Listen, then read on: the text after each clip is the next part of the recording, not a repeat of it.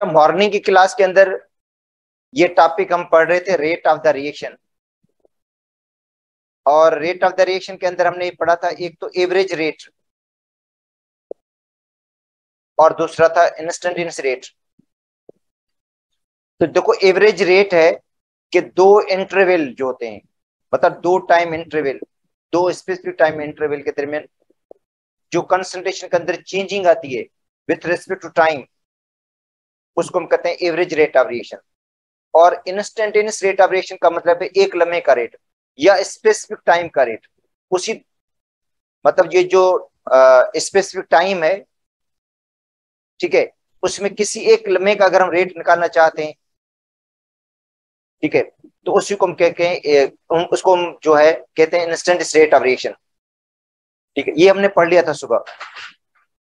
जो instantaneous rate of reaction है शुरुआत के में ज्यादा होता है कि बेटा शुरुआत के जो लम्हे होते हैं उनमें रेट ऑफ रिएक्शन फास्ट होता है, इसलिए इंस्टेंटेनियस रेट ऑफ रिएक्शन जो होता है वो ज्यादा होता है किसी एवरेज से। आखिर में जो इंस्टेंस रेट है वो कम हो जाता है, क्योंकि बाद में जो एंड ऑफ द रिएक्शन होता है तो उसके बाद रिएक्शन स्लो हो जाता है, इसलिए एवरेज रेट ऑफ रिएक्शन जो होता है वो इंस्टेंटेनियस से ज्यादा हो जाता है, एवरेज रेट की वैल्यू ज्यादा हो जाती है। अब एक ऐसा लम्हा भी हो सकता है इनमें बीच में से, एक ऐसा टाइम भी आ सकता है जिसपे rate of reaction, average rate of reaction और इंस्टेंटेनियस रेट ऑफ रिएक्शन क्या हो जाते हैं, दोनों की वैल्यू बराबर हो जाती है। जैसे देखें, 24 घंटे के अंदर एक ऐसा टाइम भी आता है जब घड़ी के जो तीनों कांटे होते हैं वो मिल जाते हैं, इनकी वे एक जैसे एक जगह पे। तो इसमें भी ऐसा ही है कि एक ऐसा लम्हा होता है, एक ऐसा लम्हा आता है जब जो इंस्टेंटेनियस रेट ऑफ रिएक्शन है एवरेज रेट ऑफ रिएक्शन के बराबर हो जाता है।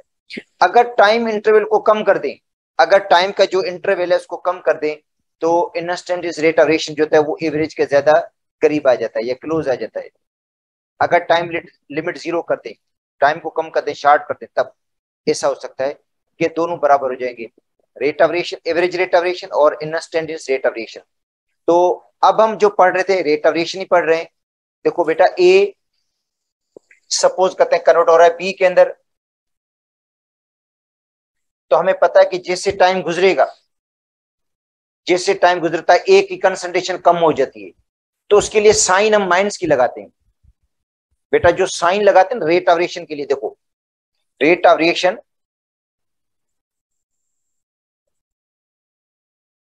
जो हम लिखेंगे उसको में साइन माइनस की लगा देंगे, minus D A upon D T. ये माइनस की साइन क्या शो कर रही है, ये माइनस की साइन शो कर रही है कि रिएक्टेंट की कंसंट्रेशन डिक्रीज हो रही है। देखो बेटा ये क्या है, अच्छा, और जो प्रोडक्ट की कंसंट्रेशन वो इंक्रीज होगी। बेटा जो माइनस की साइन बता रही है कि रिएक्टेंट की कंसंट्रेशन डिक्रीज होती है, ठीक है, रिएक्टेंट की जो कंसंट्रेशन है वो बेटा डिक्रीज होती है, इसलिए साइन माइनस की लगी हुई है, और प्रोडक्ट की कंसंट्रेशन इंक्रीज होगी।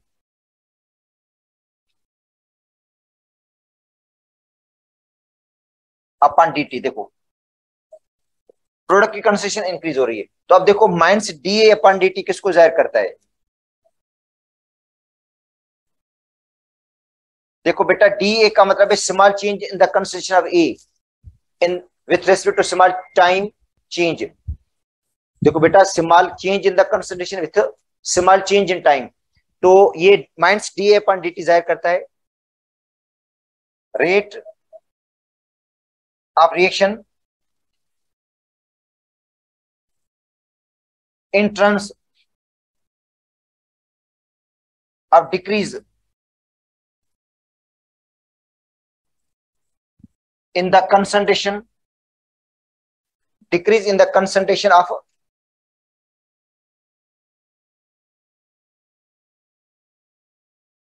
E।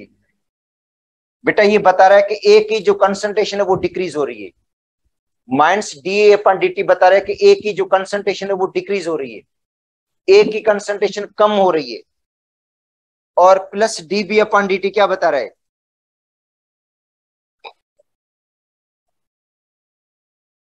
ये कहता rate of reaction.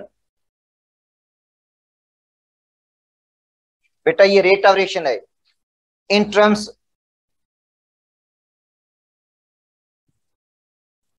of increase in concentration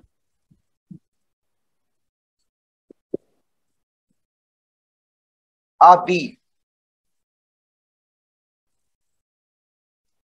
और बी की कंसंट्रेशन में इजाफा हो रहा है। इसका मतलब है रिएक्टेंट की जो कंसंट्रेशन है वो डिक्रीज हो रही है, जिसके लिए साइन हमने माइनस की लगा दी, और बी की जो कंसंट्रेशन है वो बढ़ रही है क्योंकि प्रोडक्ट की कंसंट्रेशन में इजाफा होता है, तो उसके लिए साइन प्लस की, इसके लिए साइन माइनस की। हाँ, अगर दूसरी में इक्वेशन लिखना चाहते हैं बेटा, ये देखो, N2 gas plus H2 gas मिलकर अमोनिया। अगर इसका हम रेट लिखना चाहते हैं बेटा, नाइट्रोजन हाइड्रोजन मिलकर अमोनिया बन रही है, अगर इसका हम रेट लिखना चाहते हैं तो इस तरह लिखेंगे हम,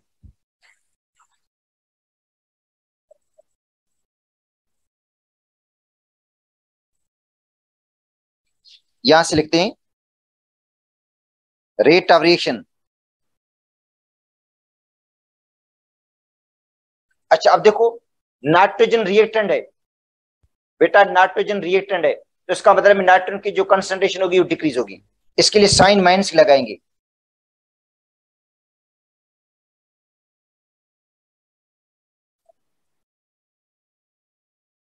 बेटा ये बता रहा है कि रिएक्टेंट की जो कंसंट्रेशन है, नाइट्रोजन की कंसंट्रेशन कम हो रही है विथ रिस्पेक्ट टू टाइम, क्योंकि रिएक्टेंट कंज्यूम हो जाता है, रिएक्टेंट यूटिलाइज हो जाता है, इसलिए साइन बेटा माइनस की लगेगी, इज इक्वल टू, अच्छा 1/3, ये आएगा 1/3, अपान में आएगा बेटा, कोफिशिएंट्स के अंदर अपान में आता है, ऊपर नहीं आता, अपान में आता है जब रेट लिखते हैं, तो 1/3 DH2 अपॉन dt। बेटा इसके लिए क्या लिखेंगे, 1/3 लिखेंगे, 1/3 मतलब ये कोफिशिएंट जो है वो अपान में आएगा इसके अंदर, इसका मतलब है जो हाइड्रोजन की कंसंट्रेशन है वो भी डिक्रीज हो रही है बेटा, हाइड्रोजन की जो कंसंट्रेशन है वो भी क्या हो रही है, डिक्रीज हो रही है, हाइड्रोजन की कंसंट्रेशन भी डिक्रीज हो रही है, -1/3 DH2/dt, माइनस की साइन शो कर रही है, हाइड्रोजन की कंसंट्रेशन कम हो रही है। अच्छा, अब अमोनिया की कंसंट्रेशन बढ़ेगी, मगर आगे क्वेश्चन क्या है, 2 है, तो इसको लिखेंगे 1/2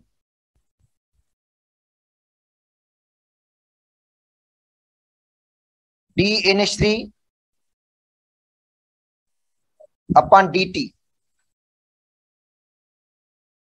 तो बेटा इस तरह रेट ऑफ रिएक्शन को लिखा जाता है।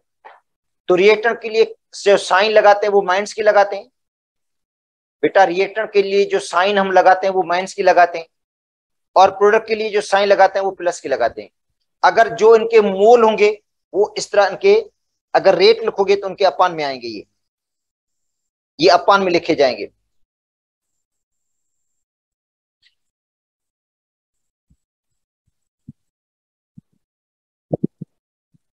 तो इस तरह रखा जाता है बेटा रेट ऑफ रिएक्शन को। तो रिएक्टेंट के लिए हम साइन माइनस की लगाते हैं, और जो प्रोडक्ट है उसके लिए साइन हम प्लस की लगाते हैं, इस तरह के उनके प्रॉब्लम अगर नहीं है। अच्छा, हम आगे आते हैं, रेट एक्सप्रेशन।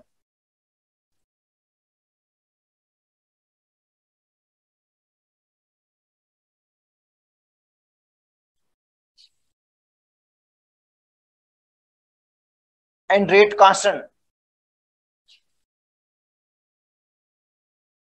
या इसको कहेंगे वेलोसिटी कांस्टेंट।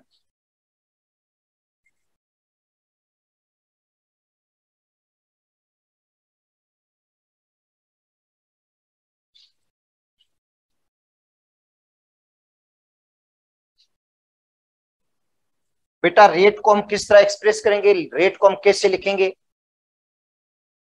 ठीक है। अच्छा, अब देखो ये क्वेश्चन है,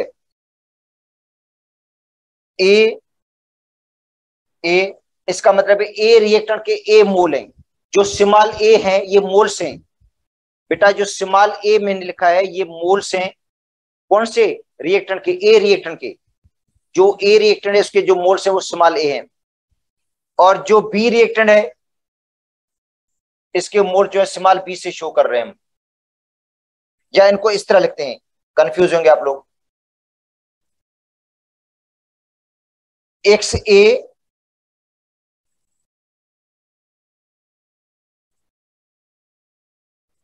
प्लस वाई बी मिलकर एक प्रोडक्ट बन रहा है सी। बेटा एक्स ए, तो ए के मोल एक्स और बी के मोल वाई, ये मिलकर ये कंबाइन होकर एक प्रोडक्ट बना रहे हैं जिसको हम कहते हैं see, according to law of mass section.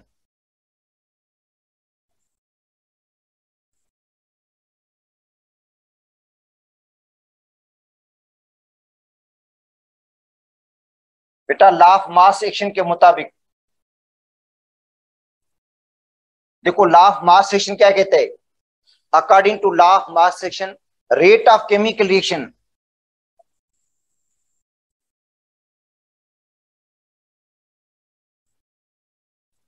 Rate of chemical reaction, जो रेट है केमिकल रिएक्शन का, is directly proportional,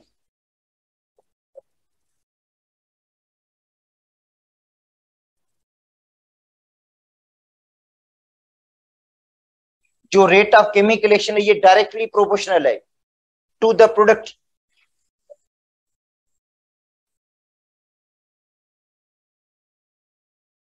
to the product of active masses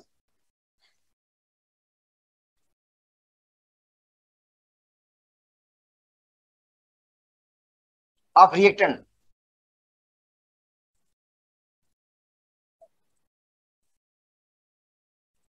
बेटा देखो लॉ ऑफ मास रिएक्शन कहता है रेट ऑफ रिएक्शन जो है वो डायरेक्टली प्रोपोर्शनल है, रेट ऑफ केमिकल रिएक्शन ये डायरेक्टली प्रोपोर्शनल होता है to the product of active mass of the reactant.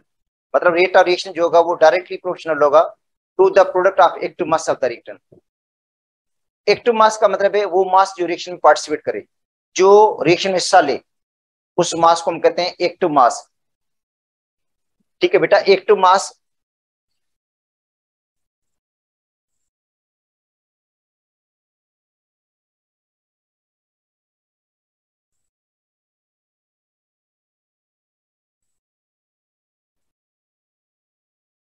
mass which participate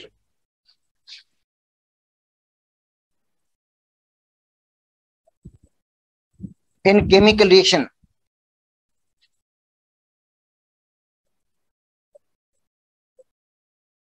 अगर केमिकल रिएक्शन में हिस्सा लेने वाले जो मॉलिक्यूल्स ज्यादा हैं, बेटा केमिकल रिएक्शन में जो हिस्सा लेने वाले मॉलिक्यूल्स हैं वो ज्यादा हैं, तो समझ जाए एक्टिव मास भी ज्यादा होगा और रेट ऑफ रिएक्शन फिर ज्यादा होगा। ठीक है, एक्टिव मास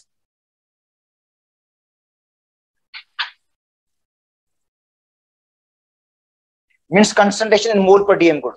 यहाँ बेटा एक्टिव मास का मतलब क्या है, हम ले रहे हैं कंसंट्रेशन मोल पर डीएम गुड के अंदर। एक्टिव मास का मतलब क्या ले रहे हैं, कंसंट्रेशन ले रहे हैं मोल पर डीएम गुड के अंदर, क्योंकि हमें रिएक्शन में पता नहीं कितने मॉलिक्यूल हिस्सा ले रहे हैं कितने नहीं हिस्सा ले रहे हैं, इसलिए हम क्या लेते हैं मोलर कंसंट्रेशन जो भी रिएक्टेंट की वही समझे एक्टिव मास ही है। जो रिएक्टेंट की मोलर कंसंट्रेशन है समझ जाओ वो एक्टिव मास ही है। इसका मतलब वो सारे के सारे मॉलिक्यूल रिएक्शन में हिस्सा ले रहे हैं, हम कंसीडर यही करते हैं। तो एक्टिव मास मींस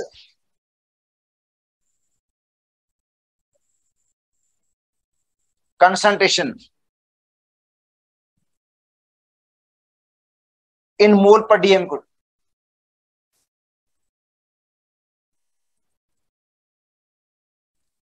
या मोल पर लीटर,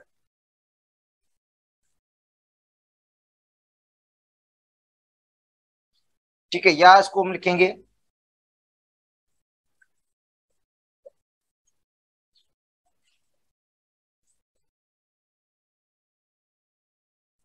स्क्वायर ब्रैकेट से लिखेंगे। बेटा मोलर कंसंट्रेशन को हम इस तरह लिखते हैं कैपिटल ब्रैकेट के अंदर। तो लॉ ऑफ मास सेक्शन कहता है कि रेट ऑफ रिएक्शन जो है ये डायरेक्टली प्रोपोर्शनल है किसके, एक्टिव मास के, या डायरेक्टली प्रोपोर्शनल है मोलर कंसंट्रेशन के। अगर मोलर कंसंट्रेशन ज्यादा होगी तो रेट ऑफ रिएक्शन भी ज्यादा होगा, अगर मोलर कंसंट्रेशन कम होगी तो रेट ऑफ रिएक्शन भी कम होगा। इसका मतलब लॉ ऑफ मास सेक्शन कहता है रेट ऑफ रिएक्शन जो है वो डायरेक्टली प्रोपोर्शनल है एक्टिव मास के या मोलर कंसंट्रेशन के। जितनी मोलर कंसंट्रेशन ज्यादा होगी, जितना एक्टिव मास ज्यादा होगा, रेट ऑफ रिएक्शन भी उतना ज्यादा होगा। तो इसका मतलब है रेट ऑफ रिएक्शन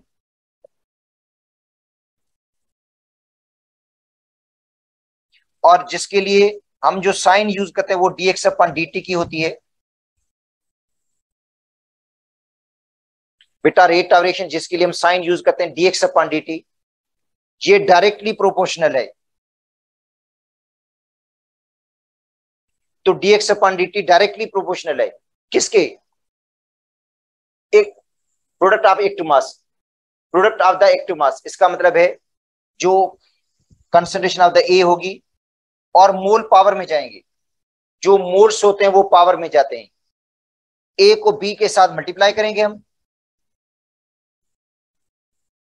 तो रेट ऑफ रिएक्शन जो है वो डायरेक्टली प्रोपोर्शनल है किसके? Product of the active mass. इसका मतलब है एक्टिव मास को हमने मल्टीप्लाई करना है और जो मोल होंगे वो पावर में जाएंगे। अब मोल इसके कितने हैं? एक्स, और इसके क्या है? वाई है। या dx upon dt is equal to K. बेटा प्रोपोर्शनल को रिमूव करने के बाद हम कांस्टेंट लगाते हैं, तो dx अपॉन dt किसके बराबर है? के। ए पावर एक्स और बी पावर वाई। तो इसको हम कहते हैं रेट एक्सप्रेशन। बेटा इसको कहा जाता है रेट एक्सप्रेशन।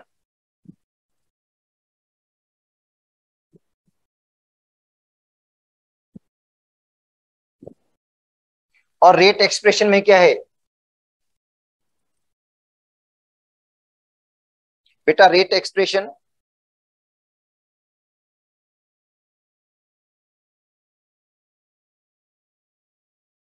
ये है रिलेशनशिप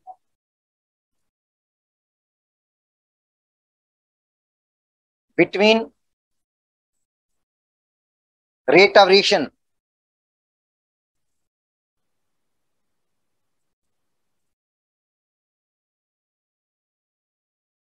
एंड मोलर कंसंट्रेशन।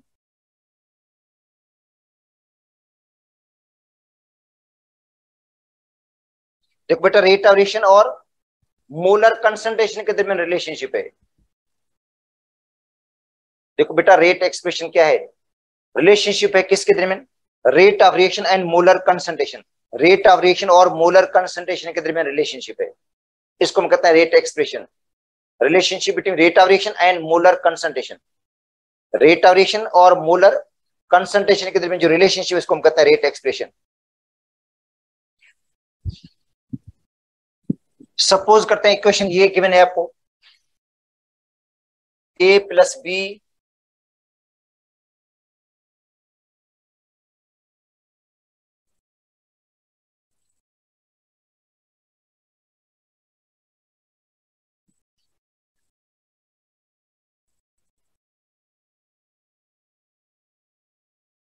और मिलकर कोई प्रोडक्ट बना रहे हैं, ए और बी। बेटा ए और बी मिलकर कोई प्रोडक्ट बना रहा है, ठीक है? तो dx अपन dt जो होगा वो डायरेक्टली प्रोपोर्शनल होगा ए इंटू बी के, concentration of the A and B. Mole इनका 1 1 है।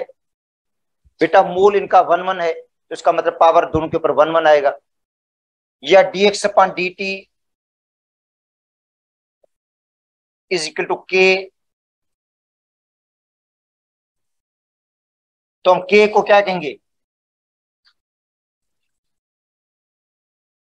बेटा? रेट कांस्टेंट या वेलोसिटी कांस्टेंट भी बोलते हैं।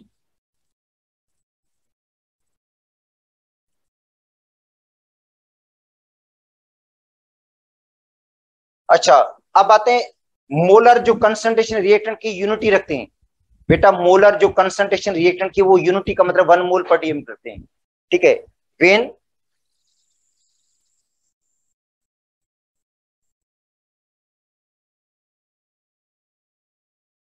Molar concentration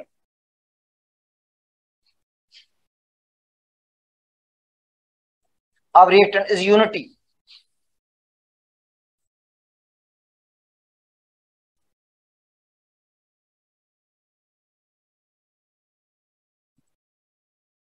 means 1 mole per dm could।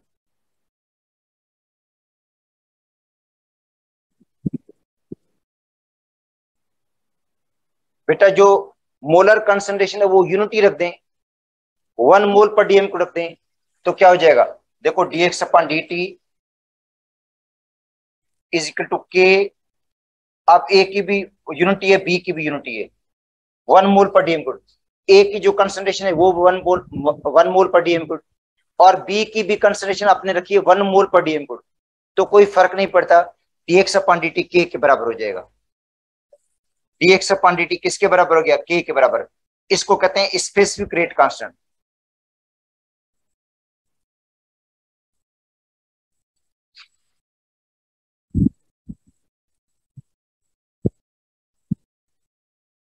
तो ये स्पेसिफिक रेट कांस्टेंट है क्या, ये rate of reaction.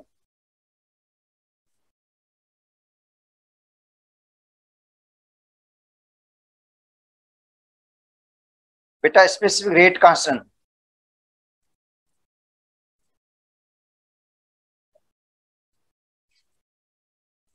Is defined as rate of reaction. बेटा जो स्पेसिफिक रेट कांस्टेंट है वो क्या है, रेट ऑफ रिएक्शन है when molar concentration, when molar concentration.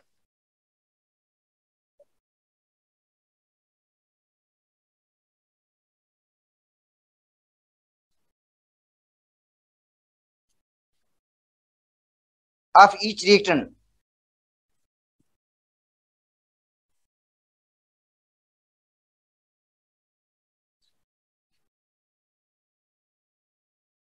Is unity. Unity से मुराद है 1 मोल पर डीएम क्यूब। तो बेटा स्पेसिफिक रेट कांस्टेंट क्या है, ये रेट ऑफ रिएक्शन है जब मोलर कंसंट्रेशन जो है वो यूनिटी हो। मोलर कंसंट्रेशन क्या हो, 1 मोल पर डीएम क्यूब हो, तो उसको हम कहेंगे स्पेसिफिक रेट कांस्टेंट। अच्छा अब कुछ रेट एक्सप्रेशन और भी पढ़ लेते हैं।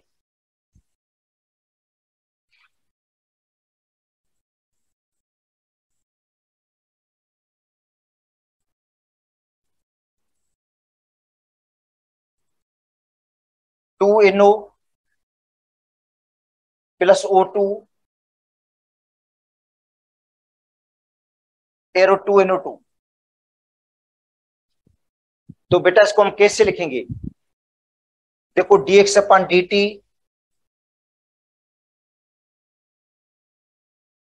ये डायरेक्टली प्रोपोर्शनल होता है कंसंट्रेशन रिएक्टेंट के, NO स्क्वायर इंटू O2। बेटा NO स्क्वायर होगा क्योंकि NO के मोल 2 हैं, पावर में चले जाएंगे, इंटू O2 होगा।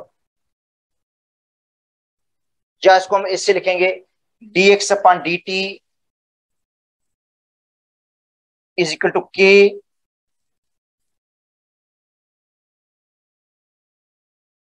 NO square into O2। तो ये बेटा रेट एक्सप्रेशन है, ये क्या है, रेट एक्सप्रेशन, इसको हम कहते हैं रेट एक्सप्रेशन। हाँ अब आते हैं rate of appearance and rate of disappearance. बेटा देखो रेट ऑफ अपीयरेंस,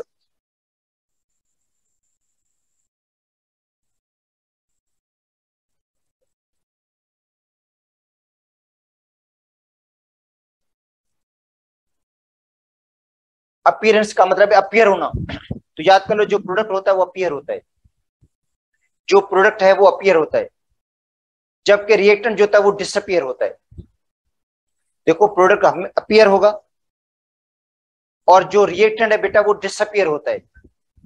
देखो प्रोडक्ट अपीयर होगा और जो रिएक्टेंट है वो डिसअपीयर होता है, रिएक्टेंट की कंसंट्रेशन कम होती जाती है।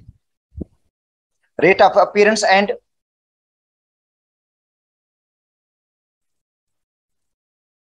Rate of disappearance.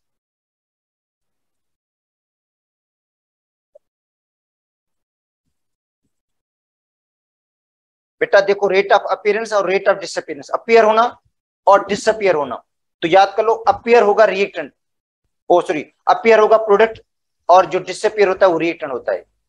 ठीक है, तो अब देखो इस तरह अगर कोई क्वेश्चन आपको दी गई है और ये बुक में मौजूद भी है, C2H2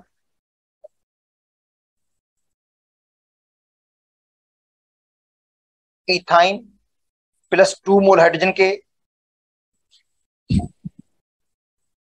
बन रहा है इथेन।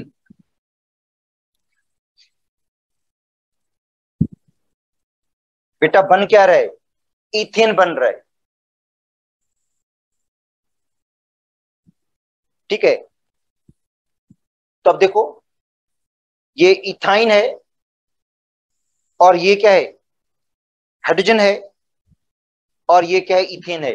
तो जो रिएक्टेंट है वो बेटा डिसअपियर होगा, जो रिएक्टेंट होगा वो डिसअपियर होगा, और जो प्रोडक्ट होता है वो अपीयर होता है। तो रेट ऑफ अपीयरेंस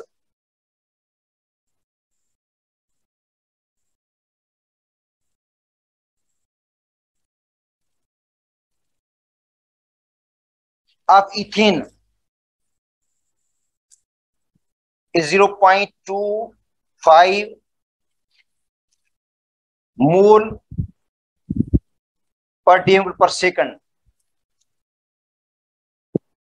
बेटा जो इथेन का अपीयरेंस का रेट है, जो इथेन जिस स्पीड से अपीयर हो रहा है उसका ये रेट है कितना, 0.25 मोल पर डीएम पर सेकंड। अच्छा अब बताओ हाइड्रोजन का क्या होगा। देखो हाइड्रोजन का रेट क्या होगा डिसअपियरेंस का। तो देखो हाइड्रोजन के आगे कोफिशिएंट 2 लगा हुआ है, तो हाइड्रोजन जो है वो rate of disappearance of hydrogen double होगा। बेटा हाइड्रोजन के कोफिशिएंट आगे 2 लगा हुआ है, इसका मतलब है जो हाइड्रोजन का रेट ऑफ डिसअपियरेंस होगा वो डबल होगा। हाइड्रोजन का रेट ऑफ डिसअपियरेंस क्या होगा, डबल होगा। किसके डबल होगा,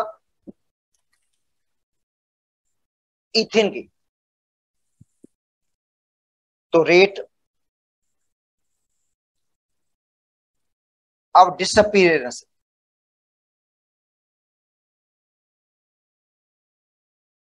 ऑफ H2, बेटा H2 का कोफिशिएंट 2 है, तो इसका मतलब है 2 से इसको मल्टीप्लाई कर देंगे तो होगा 0.5 मोल पर डीएम पर सेकंड।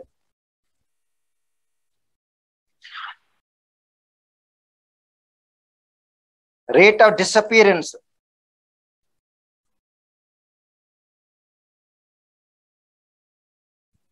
ऑफ C2H2, इनके कोफिशिएंट बराबर हैं। बेटा देखो इसका कोफिशिएंट 1 है, इसका भी 1 है। जितना ये स्पीड से बनेगा, जितना स्पीड से ये बनता है, बेटा जितनी स्पीड से C2H6 बनेगा उतनी स्पीड से ये डिसअपियर होगा C2H2। अच्छा बेटा ये गिवन था, देखो मैं प्रॉब्लम दे देता हूं।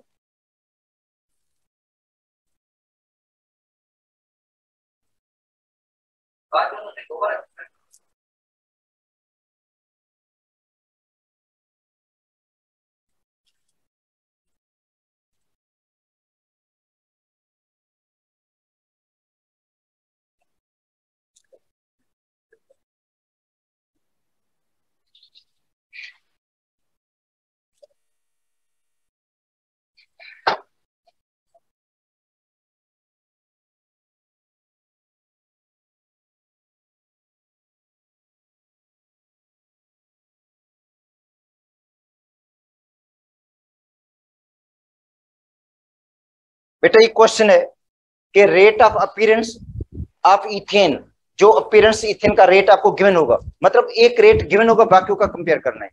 बेटा एक रेट आपको गिवन होगा, या तो अपीयरेंस का गिवन होगा या डिसअपीयरेंस का।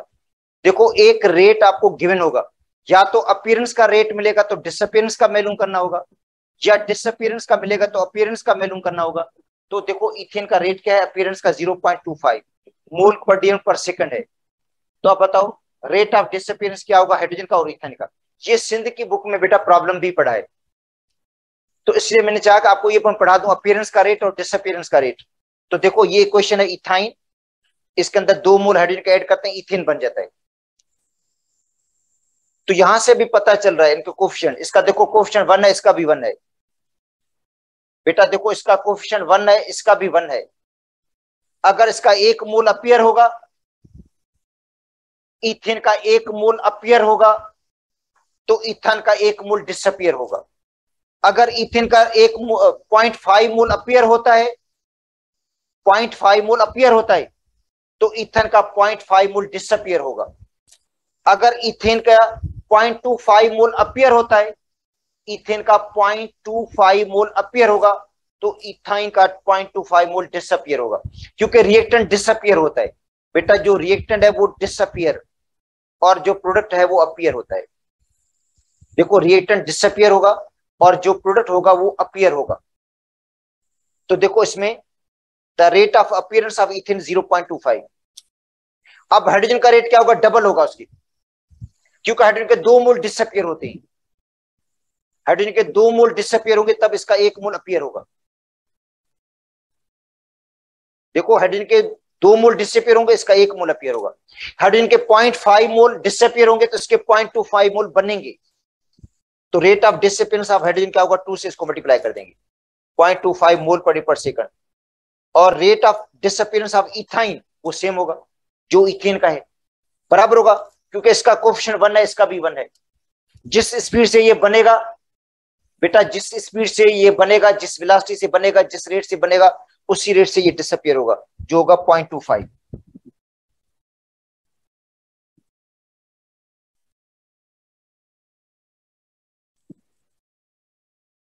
अच्छा, ये पंजाब की बुक में बेटा इससे बोला गया है, अपीयरेंस और डिसअपियरेंस का लफ्ज बोला गया है, बाकी कोई प्रॉब्लम अगर नहीं है। सिंध की बुक में ये प्रॉब्लम गिवन था, यही प्रॉब्लम, ये बेटा एसटीपी का प्रॉब्लम है।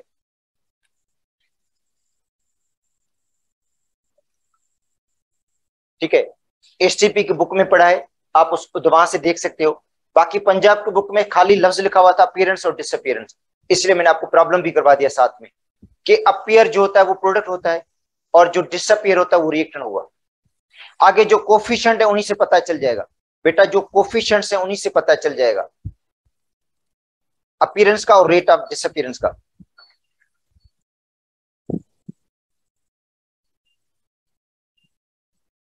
अच्छा, अब आते हैं जो रेट कांस्टेंट का एक प्रॉब्लम भी कर लेते हैं बेटा, के का।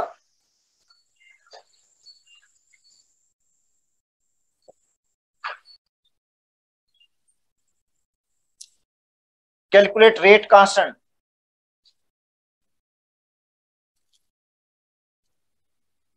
के बेटा रेट कांस्टेंट आपको के कैलकुलेट करना है। देखो रेट कांस्टेंट आपको के कैलकुलेट करना है और आपको गिवन है initial rate.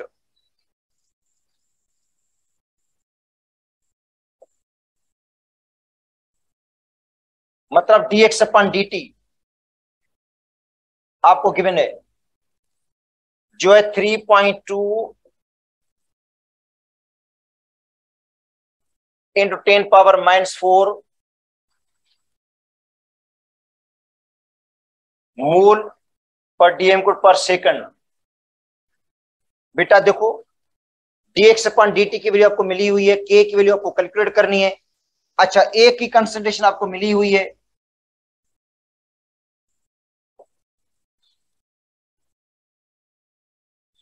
Zero point one mole per DM, और बी की भी कंसंट्रेशन आपको मिली हुई है 0.1 मोल पर डीएम।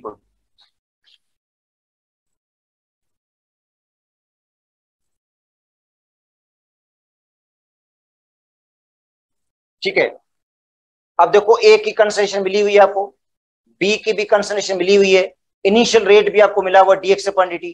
आपको के की वैल्यू फाइंड करनी है, के की वैल्यू को कैलकुलेट करना है। तो अब देखो ए प्लस बी एरो सी, ए और बी मिलकर क्या बना रहे हैं, एक सी बना रहे प्रोडक्ट। तो dx अपन dt ये होता है कि बेटा dx अपन dt डायरेक्टली प्रोपोर्शनल है concentration of the A into B. देखो dx अपन dt किसके डायरेक्टली प्रोपोर्शनल है बेटा, concentration of the A and B, A और बी की कंसंट्रेशन के डायरेक्टली प्रोपोर्शनल है। या dx upon dt is equal to K A into B. अगर आपको के कैलकुलेट करना है बेटा, आपको कैलकुलेट करना है के की वैल्यू, तो dx अपन dt ऊपर जाएगा ए और बी की वैल्यू नीचे आ जाएगी। बेटा अगर आपको के कैलकुलेट करना है, के की वैल्यू को फाइंड करना है, तो dx अपॉन dt ऊपर जाएगा, ए और बी की वैल्यू नीचे आएगी। तो अब देखो इनकी वैल्यूज पुट कर दें। dx अपॉन dt की वैल्यू है आपको गिवन, कितनी गिवन है? 3.2 इंटू 10⁻⁴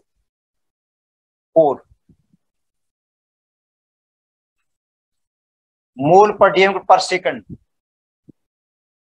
अच्छा, ए की कंसंट्रेशन कितनी है? 0.1 मोल पर डीएम को। अच्छा बेटा, बी की कंसंट्रेशन कितनी है? 0.1 मोल पर डीएम को। ये यूनिट कैंसिल हो जाएगा इसमें। अच्छा अब देखो, 3.2 इंटू 10⁻⁴ है बेटा। अब 0.1 और 0.1 देखें, 0.1 और 0.1 को मल्टीप्लाई करेंगे 0.01। बेटा 0.1 और 0.1 मिलकर क्या बनाते हैं? 0.01। 0.1 को मल्टीप्लाई करेंगे 0.1 के साथ तो जवाब आएगा 0.01। 0.01 से मुराद है 10⁻⁻2, और ये -2 ऊपर जाएंगे प्लस के 2 हो जाएंगे। अच्छा यूनिट क्या हो जाएगा? ये डीएम पावर -3 है, ऊपर जाएगा प्लस का हो जाएगा।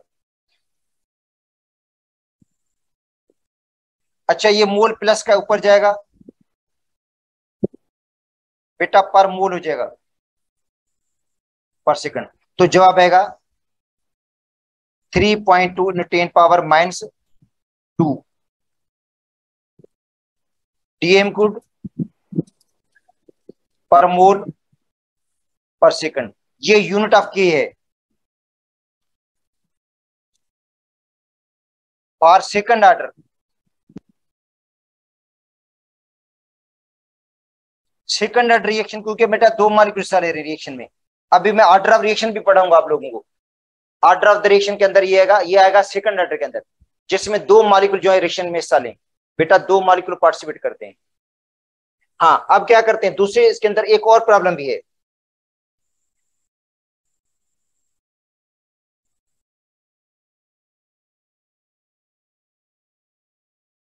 अच्छा अब देखो दूसरा प्रॉब्लम क्या है इसके अंदर, एक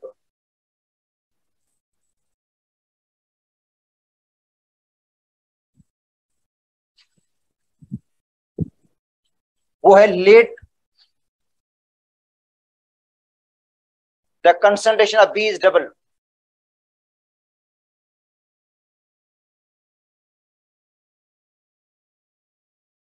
बेटा क्या करते हैं, बी की कंसंट्रेशन को डबल कर देते हैं। याद कर लो, बी की कंसंट्रेशन को आप डबल करते हैं और के पर देखते हैं क्या फर्क पड़ता है।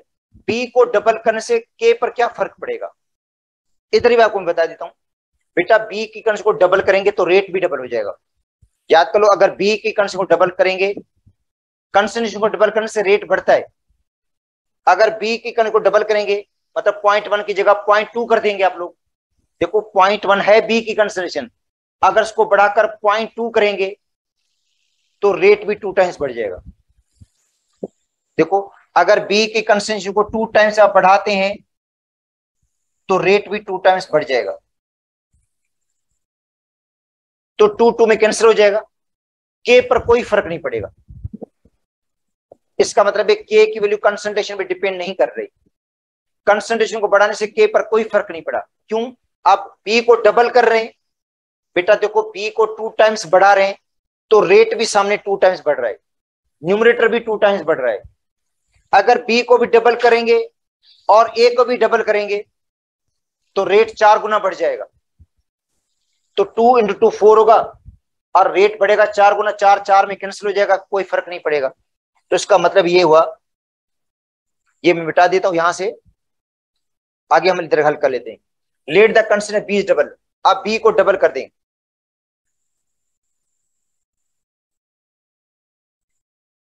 बी के कंसंट्रेशन को 0.2 कर दें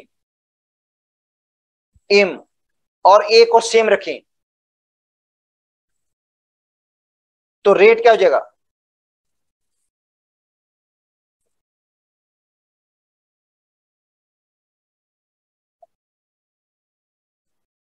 rate become double, rate double हो जाएगा,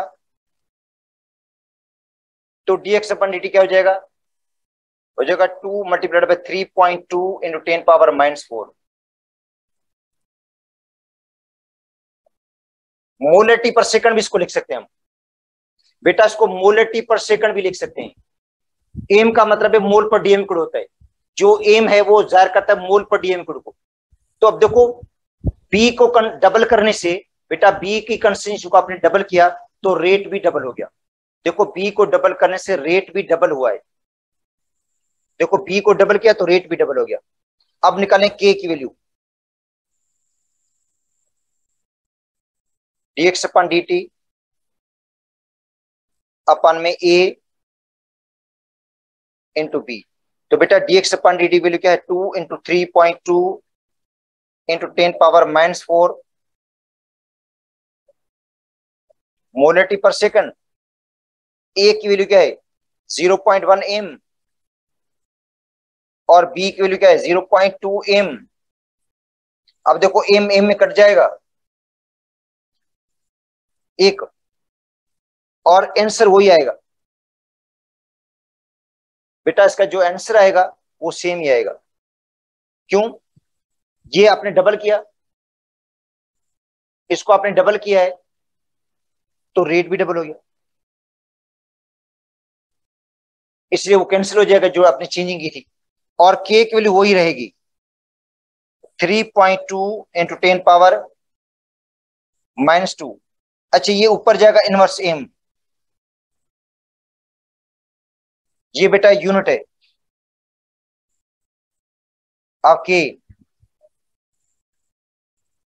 और सेकंड ऑर्डर सेम है, ये और इसमें कोई फर्क नहीं है। तो अब देखो के पर कोई फर्क नहीं पड़ा, कंसंट्रेशन को आपने डबल किया, कंसंट्रेशन को आपने डबल किया तो के पर कोई फर्क नहीं पड़ा। तो वैल्यू ऑफ के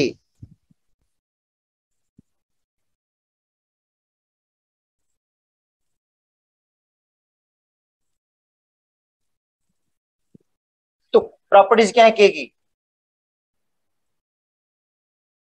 वैल्यू ऑफ के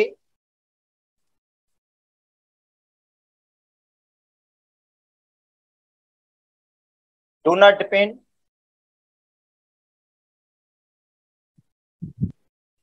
अपॉन कंसंट्रेशन।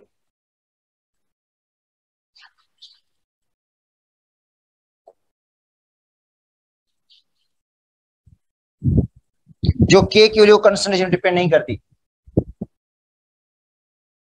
बेटा, जो के की वैल्यू वो कंसंट्रेशन में डिपेंड नहीं करती, कंसंट्रेशन से इंडिपेंडेंट है।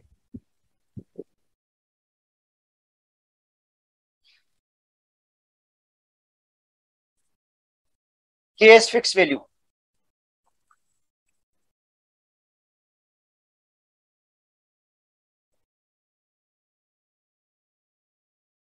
At constant temperature.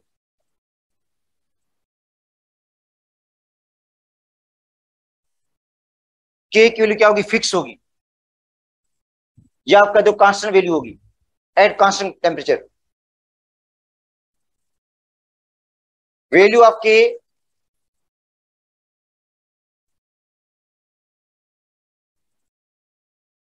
Depends upon temperature.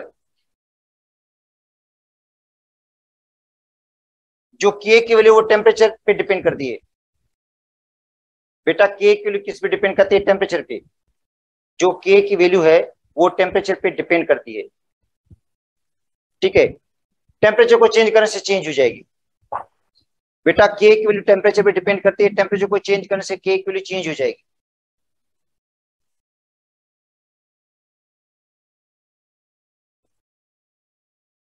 अच्छा, और के की value nature of the reactant पे भी डिपेंड करती है।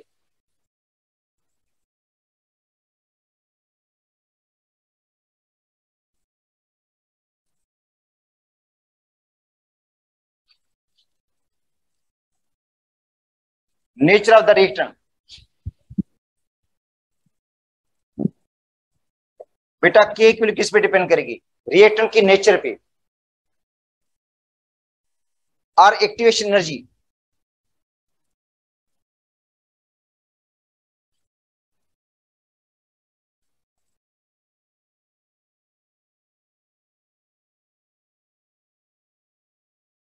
ठीक है। The reactions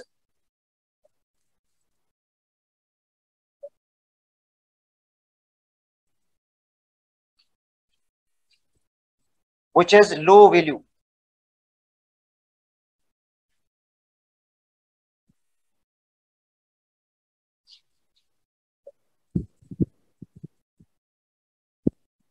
low value of activation energy।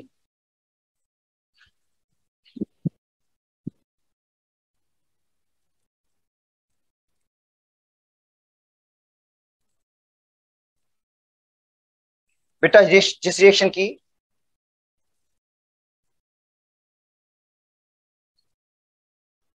the reaction which have low value of activation energy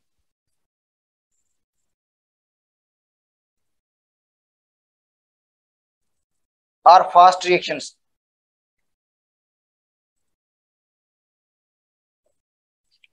fast reaction होंगे।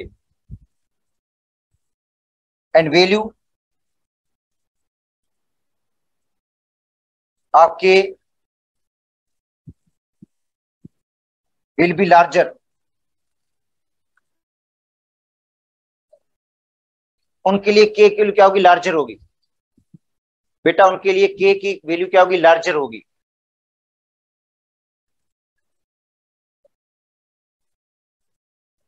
The reactions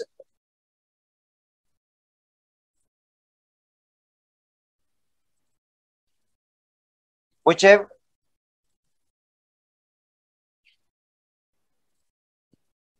high value of activation energy, ये आगे मैं एक्टिवेशन एनर्जी भी पढ़ाऊंगा आप लोगों को। तो जिन रिएक्शन की एक्टिवेशन एनर्जी की वैल्यू हाई है और स्लो,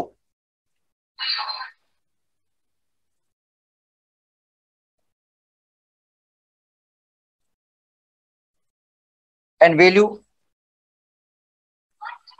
आपके विल बी स्मॉल, के की वैल्यू क्या होगी बेटा? स्मॉल होगी। स्मॉल के की वैल्यू होगी।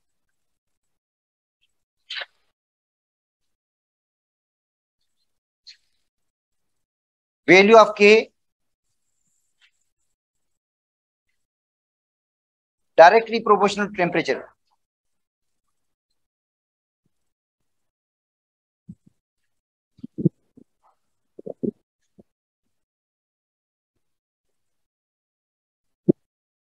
जो के की वैल्यू वो टेम्परेचर के डायरेक्टली प्रोपोर्शनल है।